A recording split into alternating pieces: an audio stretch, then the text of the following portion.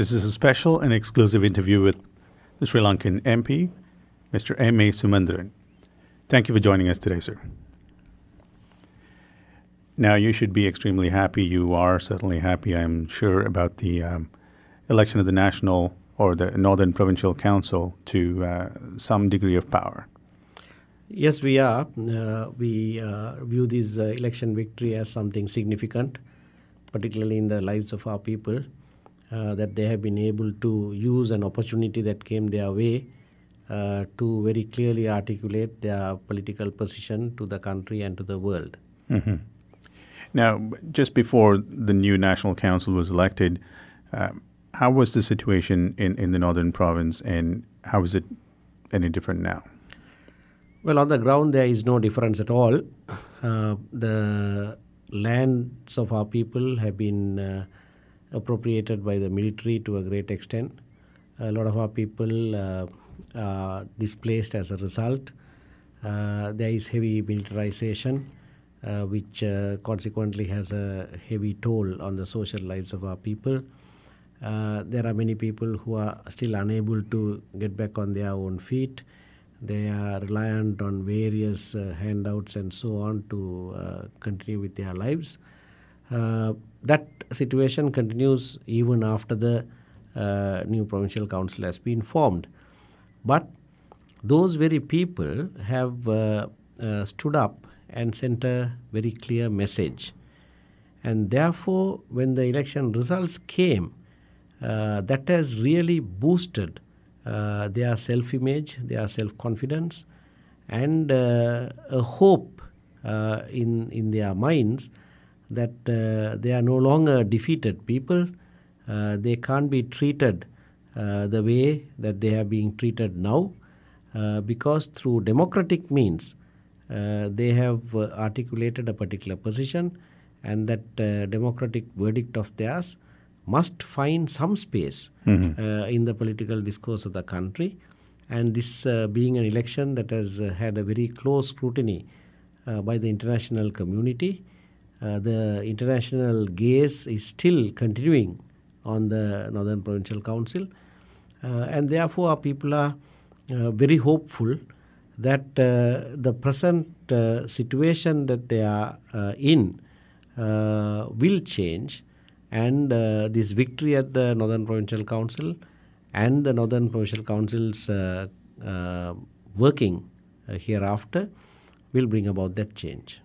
Now, the international Tamil community, obviously the folks in Sri Lanka versus the folks in the rest of the part of the world, seem to have high hopes for the Northern Province now that we have a government of our own, so to speak.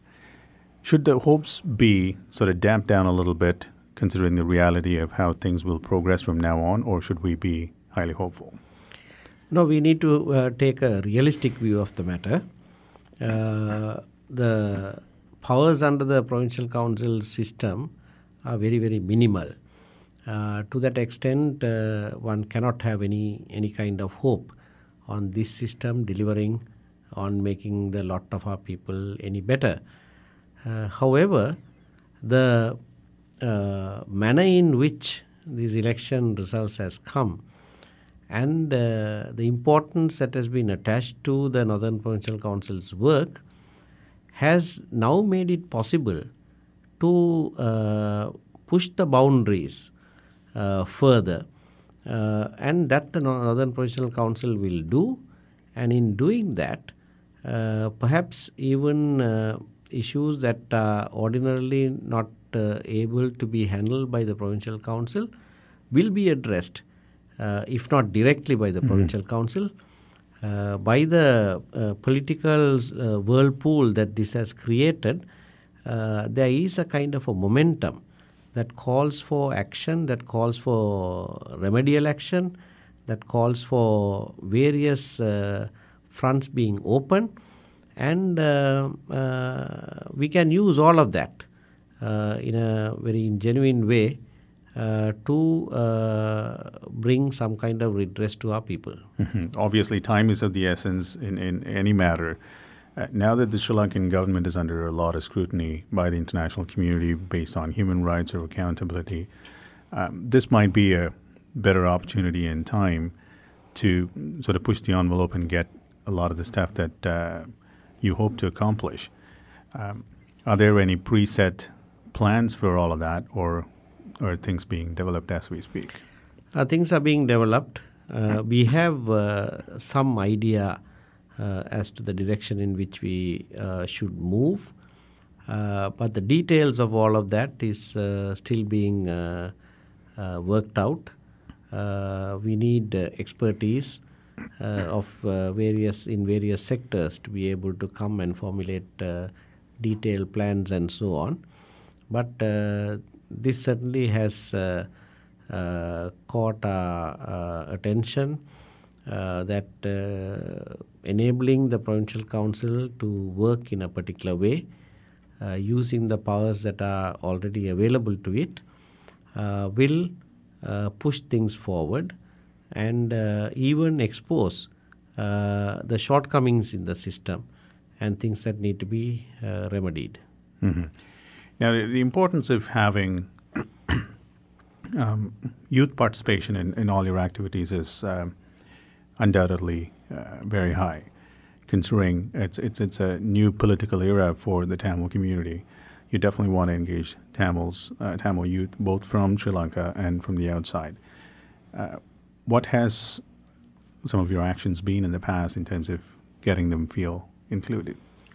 In the political formations back home, we have fielded many young people to contest the elections in the local councils in 2012, and now in 2011, the Eastern Provincial Council in 2012, and now in the Northern Provincial Council in 2013. And it's a welcome sign that many of the young people who were so fielded have got elected. And so we now have a group of very young people who have come into political activity. We have been doing some capacity enhancement activity for those young people, and we plan to continue with that kind of effort to give them greater capacity to handle the things that they are given, the responsibilities that they are given. With regard to the youth outside the country, we have sought their help to come back home and work even for short spaces of time, like 6 months, 1 year or 2 years, so that they get a direct idea of what is necessary to be done there. They get an opportunity to use their specific skills for the betterment of our people. Although we have been making this invitation for quite some time, so far none of this has materialized. Now there is an opportunity because officially within the structures of the Northern Provincial Council, we may be able to accommodate some of these people who may come. And so let me take this opportunity also to invite young people in Canada to volunteer to come and serve our people, even if it is not on a permanent basis, for short times that they can take off. If they do come, we will formulate schemes and systems by which that can be put to best use. I'm sure you have a Canadian branch for TNA, and they certainly can be of assistance in coordinating stuff like that. But there might be principled questions in terms of what TNA does versus what some of these young Canadian Tamils believe should be done. Perhaps addressing those questions might enable more interest in such efforts. One such question might be, what is your position on Tamil right to self-determination? Because a lot of the young people here seem to be of the opinion that Tamils should have right to self-determination, that too external, and we need to have a separate homeland. Perhaps it might be some time before they get the wind of what is really happening in Sri Lanka. But perhaps you would yes, so they are entitled to that view, but the important thing is to give the people on the ground a say on the matter. And to that extent, the people on the ground have now, for the last 3 to 4 years, consistently placed their trust in the TNA, and increasingly so. So one could say that there is a greater approval of the manner in which the TNA is handling these matters as well.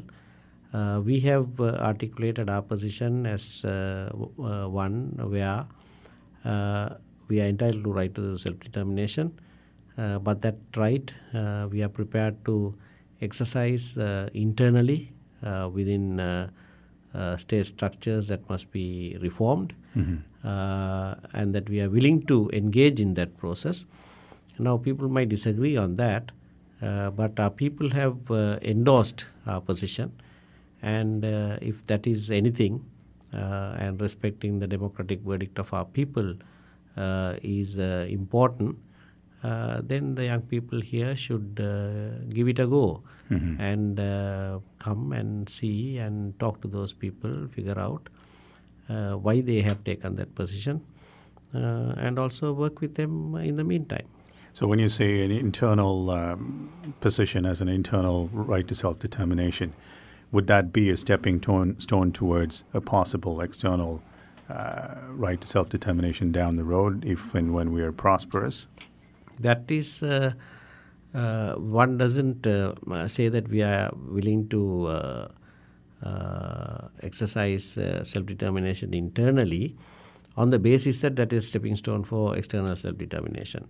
When we say we are prepared to do it internally, we mean just that. But having said that, the international law on the matter, which is largely due to the Quebec case in the Canadian Supreme Court, is that if the right to internal self-determination is denied to a people, then that in itself can give rise to an external right to self-determination or unilateral secession. So that is there.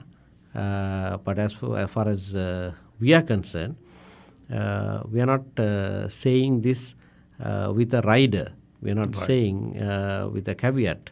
We are saying it on a basis that we are fully ready to exercise this internally. And for you to exercise it internally, there needs to be some sort of openness and willingness in the part of the government to work with you. What's the feeling you're getting from the Sri Lankan government in terms of? So far, we have not seen any positive sign from the government or anything that shows that there has been a change of attitude on the part of the government. But certainly the results in the Northern Provincial Council election has been shock medicine for them, and we hope that the very strong democratic verdict delivered by our people will have an impact on their thinking, and that they will now be willing to change their stance and accommodate the legitimate political aspirations of our people. How do you see the Sri Lankan? How do you see TNA's future in terms of popularity, in terms of approval from not just the northern province but the eastern province as well? Well, in the eastern province also, amongst the Tamil people, the TNA is very popular. We are now working with the Tamil-speaking Muslim people in the east, and there is a lot of positive signs there. The Muslim people are largely disillusioned with their own political leadership, and they have appealed to the TNA to provide them also with political leadership. We will handle this carefully, and we will try and gain the support of the Muslim people in the east as well. So in the coming days, I see the TNA getting even stronger, and to the extent that we work honestly for our people, the TNA will prosper. What is India's take on TNA's position? India has, since 2010, very clearly said that they regard the TNA as the legitimate representatives of the Tamil people. This was told to us by no less a person than the Prime Minister himself in July 2010. And that position has only hardened and increased because of the electoral victories that we've had since then. Particularly with regard to the Northern Provincial Council election, India's position has been that we must win it and we must win it well. And we have done that. They have even promised that they will work directly with the Northern Provincial Council for the development of our people and so on. So that is yet to happen.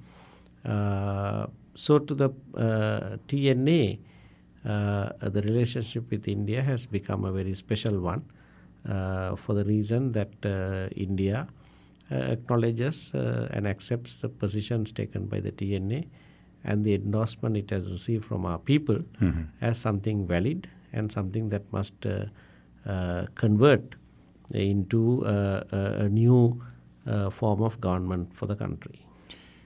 India certainly has approved of TNA, and I'm sure there are other foreign countries that are considering you to be the one and only legitimate Tamil political party that is making some strides in the Sri Lankan politics.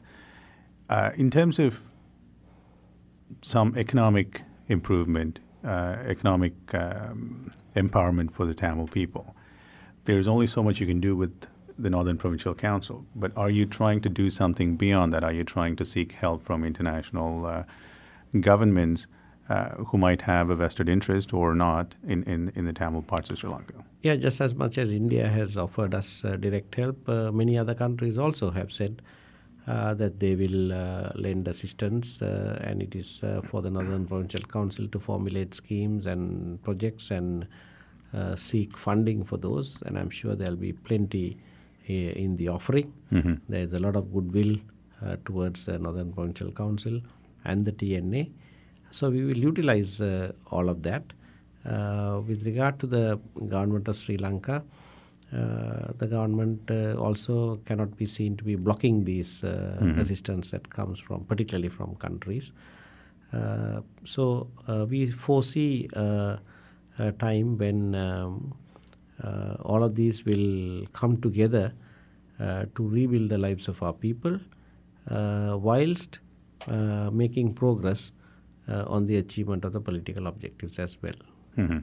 It's looking pretty positive for the political scenario for Tamils in Sri Lanka. But it certainly has to have some support, some degree of support from the Tamils living in the diaspora. Folks in the diaspora always, in the recent past, have been very critical of the TNA.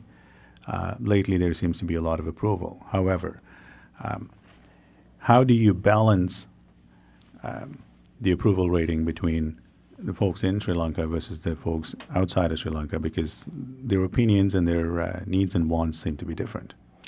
Well, we are the representatives of the Tamil people in Sri Lanka, and we will only articulate the position of the people on the ground. However, we recognize the diaspora as a legitimate stakeholder in the affairs of the Tamils in Sri Lanka as well. And therefore, we will work with the people in the diaspora, even if they hold a different view. But we will make it clear to them that they should respect the democratic verdict of our people back home and should not have a position, should not have an agenda that runs counter to the people on the ground there. So that will be our task with the people outside who seem to have a slightly different viewpoint. Having said that, my own impression is that the large majority of those in the diaspora are also very keen to give expression to the positions taken by the people on the ground there. It is only a small minority, albeit the vocal one, that is heard and that takes a slightly different view. And my earnest appeal to them is to please respect the democratic verdict of our people back home and not disrupt any progress made there, but come on and support the strides that we wish to take on behalf of our people on the ground. One last question to you. Chief Minister C.V. Vigneshwaran took his oath of office in front of the President of Sri Lanka, Rajapaksa. That was not welcomed amongst young people here in Canada or in many other parts of the world, amongst Tamils especially. Was that a political move for a cause, or was that the situation in Sri Lanka that you had to obey by? Well, there is a lot of speculation as to how the central government will relate to the provincial government in the north. There's a lot of anxiety over that. A lot of the countries are looking at this carefully. When President Rajapaksa was at the UN General Council meeting recently in New York, Secretary General Ban Ki-moon met him and inquired of him as to whether the central government will permit the Northern Provincial Council to function, whether it will grant the necessary funds and so on. So to that extent, there's a heightened interest to see if the government will block the functioning of the Northern Provincial Council. That being the case, we did not want to create a situation where we were seen as the ones who were disrupting a smooth cohabitation between the central government and the Northern Provincial Council. It was quite clear that we did not want the Chief Minister to take the oath of office before the Governor, because he is a military governor and there are other issues as well, and we have very clearly stated that he must be removed and replaced. But with regard to the President of the country, there is no such issue. He is the President of the country. Although we take a different political stance, by taking the oath of office before the President, we, I think, have managed to send a clear signal that as for us, we are ready to work with the central government in getting the provincial council to function smoothly. We are being very careful not to be accused of the ones who disrupt the smooth functioning and the cohabitation between the centre and the province. And therefore, we have sent this signal that has been reciprocated by the central government as well. Even in the future too, we will be careful not to be found fault with for disrupting any smooth functioning between these two organs of government. Thank you so much for your time. Thank you for sharing all that information with us. It certainly helps us formulate some idea as to what is happening in Sri Lanka and what the TNA and the Northern Provincial Council is about to do. I'm just curious to ask you this question. I've seen a lot of parliamentary debate happen here in Canada, and we get to see some of that in South India as well. Never had the opportunity to see how it happens in Sri Lanka. Is it as bad or is it any better? Well, you can see that online. Sri Lankan Parliament proceedings are online. That can be viewed.